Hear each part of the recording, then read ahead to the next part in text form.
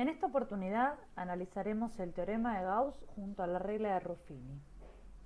Según Gauss, si un polinomio con coeficientes enteros y término independiente no nulo, es decir, no sea cero, admite una raíz racional, entonces el numerador de dicha fracción es divisor del término independiente y el denominador lo es del coeficiente principal. Vamos a ver mediante ejemplos cómo aplicar el teorema de Gauss. Pero ¿cuáles son los requisitos para poder factorizar un polinomio con este método? Primero, justamente como dice Gauss, es que los coeficientes sean enteros. Y en segunda instancia, que el término independiente sea no nulo. Ejemplo número 1. Tenemos el polinomio de x cubo menos 4x cuadrado más x más 6. Como vemos, cumple los dos requisitos ya expuestos.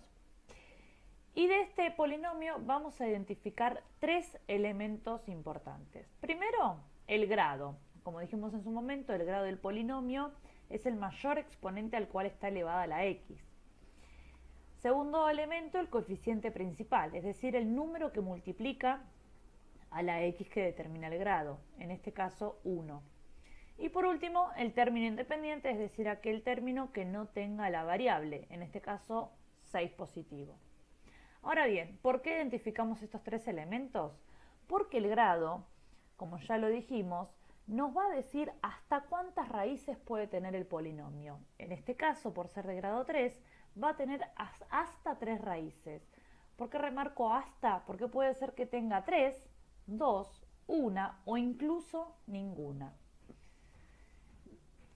El coeficiente y el término independiente son los que vamos a utilizar para encontrar las posibles raíces del polinomio, es decir, aquellos elementos que nos van a permitir factorizarlo. ¿En qué consiste esto? Bien, en primera instancia vamos a buscar los divisores del coeficiente principal y del término independiente. Nuestro coeficiente principal es 1, entonces sus divisores son 1 y menos 1. Nuestro término independiente es 6, entonces sus divisores son 1 menos 1, 2 menos 2, 3 menos 3, 6 menos 6. Recuerden que siempre que hablamos de divisores es positivo y negativo. Como segunda instancia, lo que vamos a hacer es formar el conjunto de posibles raíces. Y atención con la palabra posibles. ¿Qué significa? Que dentro de este conjunto yo luego voy a encontrar las raíces efectivamente, pero por ahora son todos potenciales. ¿Cómo lo encuentro?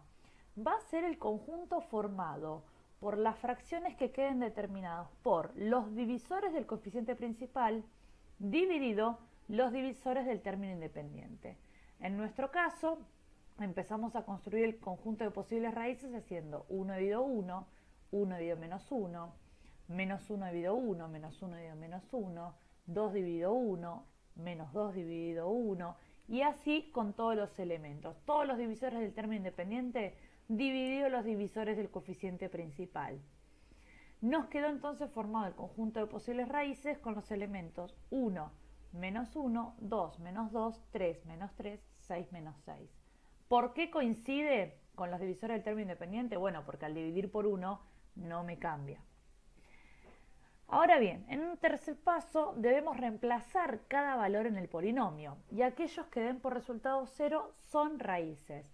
Recordemos que la raíz de un polinomio es aquel valor que hace 0 al polinomio.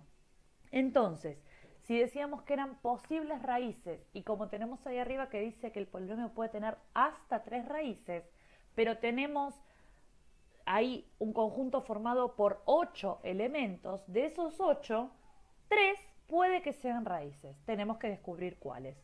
¿Cómo lo hacemos? Vamos a empezar a reemplazar cada uno de los elementos en el polinomio original.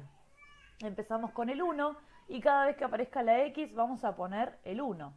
Entonces me queda 1 al cubo, menos 4 por 1 al cuadrado, más 1, más 6, y todo esto me da 4. Es decir, no es una raíz. Reemplazo ahora con menos 1, lo mismo, lo reemplazo en lugar de la x, y fíjense que el resultado me da 0. ¿Qué significa? Que menos 1 es raíz del polinomio. Voy a seguir con el 2. En el caso del 2 también me da 0, entonces 2 es raíz del polinomio. Luego lo intento con menos 2 y me encuentro que el resultado me da menos 12, entonces la descarto. Pruebo con 3 y encuentro que también 3 me da 0, entonces 3 es raíz del polinomio. Fíjense entonces que encontramos ya las 3 raíces, no es necesario seguir probando con menos 3, 6 y menos 6 porque ya tenemos nuestras raíces y más de 3 no puede tener. Entonces, ¿cuáles son las raíces del polinomio? Menos 1, 2 y 3.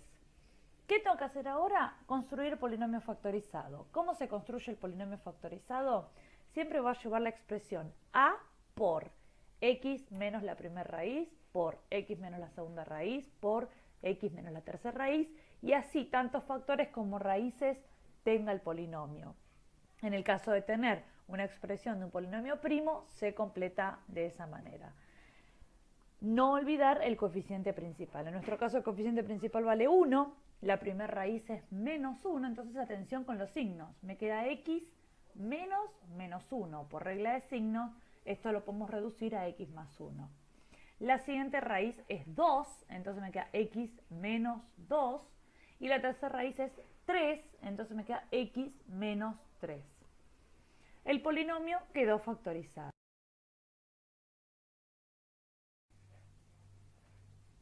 Ejemplo número 2. Nos encontramos ahora con un polinomio de grado 4, es decir, que este va a tener hasta 4 raíces, como dije antes. Puede que tenga 4, 3, 2, 1 o incluso ninguna. Bien, como dijimos, debemos identificar a su coeficiente principal, que en este caso es 1 también, y su término independiente, que es menos 12. Vamos a buscar los divisores de 1 y de menos 12. Divisores de 1 más y menos 1. Recuerden que en vez de ponerlos de forma separada o diferenciada, podemos poner el signo así como figura, el más y el menos, y referimos a los dos elementos.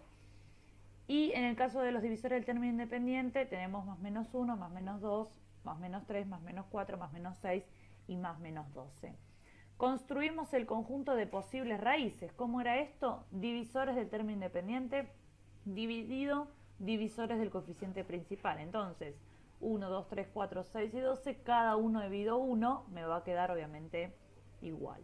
Y como dijimos antes, dentro de este conjunto, en este caso de 12 elementos, tenemos que encontrar cuáles son las raíces del polinomio, para lo cual vamos a empezar a hacer el reemplazo de cada uno. Y fíjense, para el caso de menos 1 me da menos 40, para el caso de 1 dio 0, entonces ahí encontré la primera raíz. Con menos 2, con 2 no me da, con menos 3 sí, encontré la segunda raíz.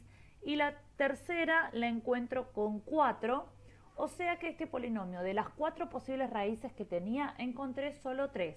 ¿Cuáles son? 1, menos 3 y 4. Ahora bien, ¿qué significa? Yo no puedo determinar que un polinomio de 4 raíces tiene solo estas 3 y no hay ninguna que se repita, porque existe la posibilidad de que haya raíces que se repitan.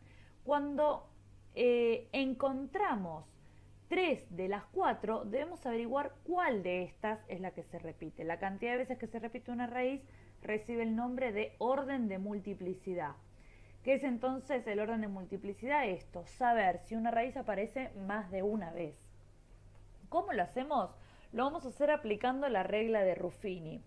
La regla de Ruffini nos sirve sobre todo para este tipo de casos. Ahora, ¿cuáles son los requisitos para la regla de Ruffini?